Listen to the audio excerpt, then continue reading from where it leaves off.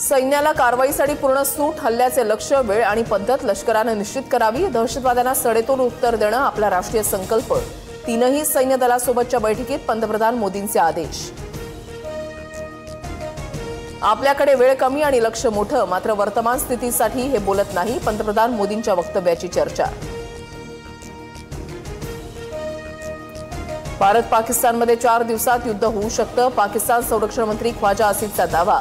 तर खोट्या बातम्या पसरवल्याबद्दल भारताकडून ख्वाजा आसिफचं ट्विटर अकाउंट ब्लॉक.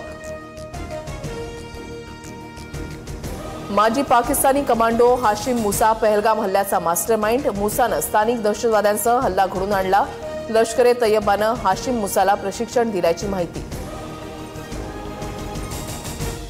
पहलगाममधील हल्ला पाकचा लष्कर प्रमुख मुनीरच्या आदेशावरून. कार्यकाळ वाढवून घेण्यासाठी मुनीरनं भारताविरुद्ध तणाव निर्माण केला.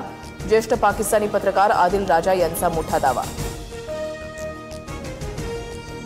ड्रग्सच्या व्यापारातून लष्कर ए तोयबाला आर्थिक रसद पुरवली. गुजरातच्या मुंद्रा बंदरातील जप्त ड्रग्सचा पहलगाममधील दहशतवादी हल्ल्याशी थेट संबंध. एनआयएचा सुप्रीम कोर्टात खुलासा. आरोपी हरप्रीत सिंग तलवारच्या जामिनालाही विरोध.